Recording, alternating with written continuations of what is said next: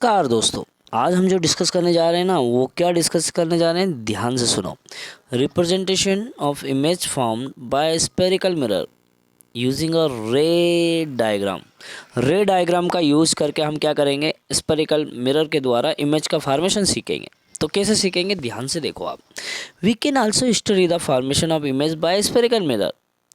हम पहले ही डिस्कस कर चुके हैं कि स्पेरिकल मिरर में किस तरीके से इमेज का फॉर्मेशन होता है, पर लेकिन अब हम क्या करेंगे, ड्राइंग रे डायग्राम। अब रे डायग्राम को ड्रा करके देखेंगे तो हम क्या पता चलेगा, उसकी एक्सटेंडेड ऑब्जेक्ट पता चलेगी, फिनिट साइज रखना पड़ेगा, placed in front of spherical mirror, spherical mirror के सामने। Each small portion of extend object act like and point source. हर वो छोटा से छोटा पॉइंट जो एक ऑब्जेक्ट की तरह काम करता है। A finite number of ray originate from each of this point, मतलब इस पॉइंट से एक कोई फिनिट नंबर स्टार्ट होता है। To construct the ray diagram in order to locate the image of object an arbitrarily large number of ray emanating from a point could be considered. It is more convenient to consider only two ray. यहाँ पर ये consider करना पड़ेगा अपने को कि to रे consider तो जरूर करना पड़ेगा for the sake of clarity of the ray diagram, जिसके कारण रे डायग्राम की क्लियरिटी हमें आ जाती है। So these ray are so chosen that it is easy to know their direction after reflection from the mirror. कि रिफ्लेक्शन, मिरर से reflection होने के बाद उसका डायरेक्शन क्या रहेगा। तो the intersection of the at least to reflected ray give the position of image of the point of the object. तो any two of the following ray can be considered for locating the image. अब हम यहाँ कुछ condition discuss करेंगे, क्या करेंगे वो ध्यान से आप सुनना, बहुत ही इंपॉर्टेंट चीज़ बताने जा रहे हैं हम आपको। देखो, are ray parallel to the principal axis. कोई रे अगर प्रिंसिपल एक्सिस के पैरेलल आती है, ये देखो ये प्रिंसिपल एक्सिस है और ये रे आ रही है इसके पैरेलल, तो ये जब इस पे इंसिडेंट होती है तो फोकस से होकर जा रही है। तो after reflection will pass through the principal focus, वो प्रिंसिपल फोकस से होकर जा रही है। In case of concave mirror, तो ये जो है ना, ये कॉनकेव मिरर है, ठीक है, are appear to diverse from the principal focus. और देखो ये अपियर, जैसे यहाँ से ये गई तो यहाँ से बात रिफ्लेक्ट हो जाती है, लेकिन अपियर हो रही है, इसको बैक साइड आप बढ़ाओगे तो ये फोकस से होकर आती हुई प्रतीत होती है।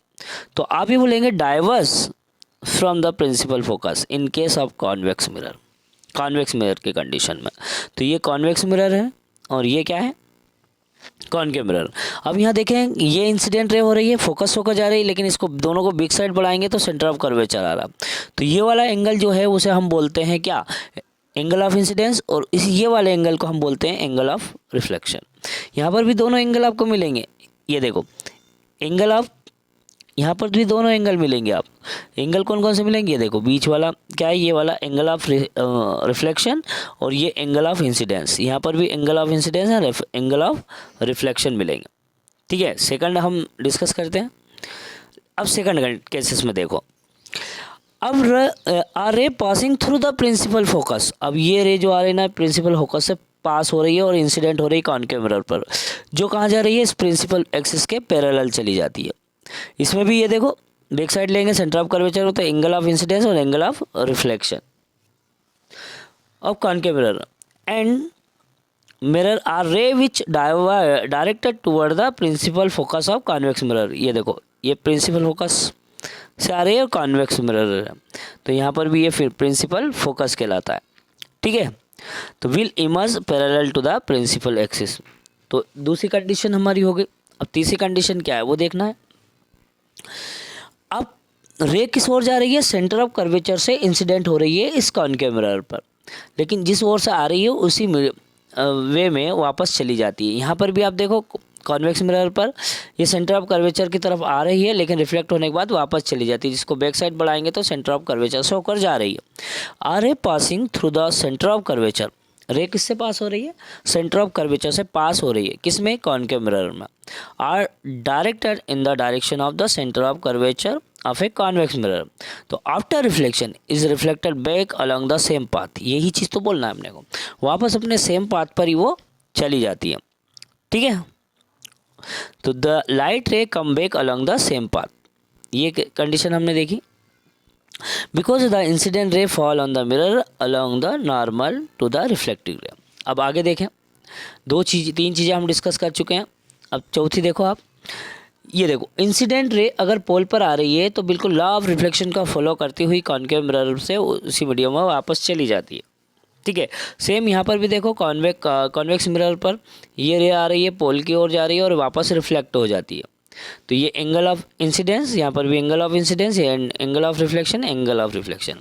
And incident oblique to the principal axis toward the point P, ये पॉइंट पी पर ही है। ठीक है, और ये प्रिंसिपल एक्सिस ही है। On the concave mirror or a convex mirror, तो is reflected oblique the incident and reflected ray follow the law of reflection. यही बात बोली थी हमने कि इंसिडेंट रे और रिफ्लेक्शन रे ये लॉ ऑफ रिफ्लेक्शन को फॉलो करती है। ठीक है, और making an equal angle with principal axis, तो प्रिंसिपल एक्सिस पर ये एक इक्वल एंगल फॉर्म करती है। Remember that in all the above cases the law of reflection are followed. तो at the point of incidence the incident ray is reflected in such a way that the angle of reflection equal to the angle of incidence। यहाँ तक देखा हमने। अब देखते हैं हम image formation bye concave mirror.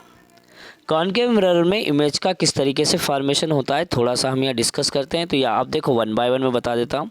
अगर कोई इमेज इन्फिनिटी पर रखी हुई है, ये इन्फिनिटी पर रखी है, तो ये प्रिंसिपल एक्सिस से के पैरेलल ये रे आती है दोनों, और ये कॉन्केव मिरर पर इंसिडेंट होती है, लेकिन दोनों रिफ्लेक्ट होने के बाद फोकस से होकर चली जाती है, और जिस पॉइंट पर दोनों मिलते हैं वहाँ पर इमेज फॉर्म हो रहा है। इमेज कैसा हो रहा है, यहाँ पर इमेज रियल हो रहा है और पॉइंट साइज का फॉर्म हो रहा है। तो ये फर्स्ट कंडीशन हमने डिस्कस की। अब सेकंड कंडीशन में देखो, अब इस ऑब्जेक्ट को हमने इन्फिनिटी से लेकर कहाँ ले आए, सेंटर ऑफ कर्वेचर और इन्फिनिटी के बीच में। यहाँ फिर प्रिंसिपल एक्सिस के पैरेलल ये रेडिएशन इस पर इंसिडेंट होती है और रिफ्लेक्ट के बाद फोकस से होकर चली जाती है। सेकंड रे जाती है सेंटर ऑफ कर्वेचर से होकर और उसी मीडियम में वापस चली जाती है। दोनों जिस पॉइंट पर इंटरसेक्ट करते हैं वहाँ पर इमेज फॉर्म हो रहा है। इमेज कैसा हो रहा है, इमेज कहाँ फॉर्म हो रहा है, फोकस पर और सेंटर ऑफ कर्वेचर के बीच में इमेज फॉर्म हो रहा है, और कैसा है, रियल है और इन्वर्टेड है। थर्ड कंडीशन में देखो आप, अब इमेज को हमने ऑब्जेक्ट को कहाँ रखा, सेंटर ऑफ कर्वेचर पर। रेडिएशन सेम जाएगी, इंसिडेंट होगी, फोकस होकर चली जाएगी। दूसरी रेडिएशन जाएगी, दूसरी रेडिएशन भी किससे जा रही है, दूसरी रेडिएशन भी फोकस से होकर जा रही है, और जैसे इंसिडेंट होती है रिफ्लेक्ट होने के बाद चली जाती है। ये दोनों जिस पॉइंट पर एक दूसरे को इंटरसेक्ट करते हैं वहाँ पर इमेज बनता है, और कहाँ बन रहा है, सेंटर ऑफ कर्वेचर पर ही इमेज बन रहा है, और सेम एज ऑब्जेक्ट के सेम जैसा ही यहाँ पर फॉर्म हो रहा है। थर्ड अगर देखें हम, अब सेंटर ऑफ कर्वेचर और फोकस के बीच में हमने ऑब्जेक्ट को रख लिया। ए से चलने वाली एक रेडिएशन इस कॉन्केव मिरर पर इंसिडेंट होती है और फोकस से होकर चली जाती है। दूसरी रेडिएशन ए से जाती है, इंसिडेंट होती है और सेंटर ऑफ कर्वेचर से होकर चली जाती है। दोनों जिस पॉइंट पर मिलते हैं वहाँ पर इमेज का फॉर्मेशन होता है, और इमेज का फॉर्मेशन कहाँ होगा, सेंटर ऑफ कर्वेचर और इन्फिनिटी के बीच में। ठीक है, नेक्स्ट अगर हम देखें तो यहाँ आप क्या देखते हैं, अब फोकस पर ऑब्जेक्ट को रखा है, फोकस से ए से चलने वाली कोई रेडिएशन इंसिडेंट होती है कॉन्केव मिरर पर और फोकस से होकर चली जाती है। ए से दूसरी चलने वाली रेडिएशन फिर कॉन्केव मिरर पर इंसिडेंट होती है और सेंटर ऑफ कर्वेचर से होकर चली जाती है, पर ये दोनों एक दूसरे को मीट नहीं करती। ये कहाँ पर इमेज बनेगा, इमेज बनेगा इन्फिनिटी पर। ठीक है, अब इसके बाद एक और देखते हैं, फोकस और पोल के बीच में ऑब्जेक्ट को रखा हमने। अब ऑब्जेक्ट से रेडिएशन चली, पोल पर इंसिडेंट हुई और निकल जाती है। इसी तरह ए से चलने वाली रेडिएशन फिर इंसिडेंट होती है कॉन्केव मिरर पर और वो सेंटर ऑफ कर्वेचर से चली जाती है। दोनों को बैक साइड बढ़ाएंगे तो behind the concave mirror image का फॉर्मेशन हो जाता है, पर ये जो इमेज का फॉर्मेशन होगा इस बार वर्चुअल इमेज का फॉर्मेशन होगा। ठीक है, और इरेक्ट बनेगा और ऑब्जेक्ट से भी बड़ा बनेगा। आई होप कि आपको ये चीज़ समझ में आई होगी। यूज़ ऑफ कॉन्केव मिरर देखिए अब, तो concave mirror are commonly use to torch, search light, vehicle headlights. Vehicle headlights, search light, torch इसमें यूज किया जाता है to get powerful parallel beam of light. किसके लिए, powerful beam of parallel light लिए। They are often used in shaving mirror, इस shaving mirror में भी इसका यूज किया जाता है। Larger image of face, the dentist use concave mirror to see large image of the teeth of patient. तो जो डेंटिस्ट होता है ना, वो डेंटिस्ट भी कॉनकेव मिरर का यूज करता है ताकि वो टीथ को बड़ा करके दिखा सके। Large concave mirror are use to concentrate sunlight to produce heat and solar furnace. ठीक है, तो ये यूजेस थे उसके। अब आगे हम पढ़ेंगे, क्या पढ़ेंगे हम आगे?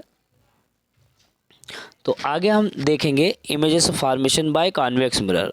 कॉन्वेक्स मिरर देखेंगे, we study the image formation by concave mirror. अब हम कॉन्वेक्स मिरर के इमेज फॉर्मेशन देखेंगे, तो ध्यान से देखिए आप। We consider two position of the object बाहर studying the image form by convex mirror. इसमें दो पोजीशन फॉर्म होगी। First is when the object is infinite, एक तो तब जब ऑब्जेक्ट इन्फिनाइट पर हो, और सेकंड तब जब ऑब्जेक्ट का हो फिनिट डिस्टेंस पर हो। ठीक है, तो diagram of formation image by convex mirror देखें आप। जब इन्फिनाइट पर होगा तो रेडिएशन आएगी पैरेलल प्रिंसिपल एक्सिस से, और जैसे ही कॉन्वेक्स मिरर से वो इंसिडेंट होती है वापस रिफ्लेक्ट हो जाती है।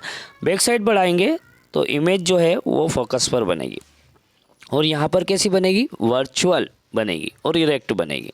सेम ही यहाँ पर भी देखें आप, हमने जब इमेज को थोड़ा सा पोल से डिस्टेंस पर रखा तब फर्स्ट रेडिएशन जाती है, इंसिडेंट होती है, रिफ्लेक्ट हो जाती है। सेकंड सेंटर ऑफ कर्वेचर होकर चली जाती है। दोनों जिस पॉइंट पर एक दूसरे को इंटरसेक्ट करते हैं वहाँ पर इमेज फॉर्म हो जाता है।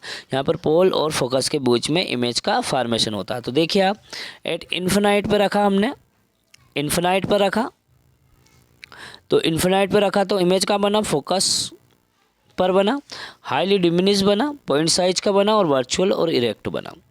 लेकिन इन्फिनाइट और पोल के बीच में जब ऑब्जेक्ट को रखा तो क्या बना? फोकस और पोल के बीच में बना, ये भी डिमिनिश्ड है और वर्चुअल और इरेक्ट ही बना। तो हमने कॉनकेव और कॉन्वेक्स मिरर से डिस्कस किया कि इमेज का फॉर्मेशन कैसे होता है। अब ये देखते हैं कि इमेज कॉन्वेक्स मिरर का यूज किस में किया। तो convex mirror is commonly used as rear view mirror in vehicle में रियर व्यू जो फॉर्म होता है ना, वहाँ पर यूज करते हैं। This mirror are fitted on the side of the vehicle, ये कहाँ होता है? व्हीकल के साइड में इसको फिट कर दिया जाता है। Enabling the driver to see traffic behind him, ताकि ड्राइवर पीछे के ट्रैफिक को देख सके।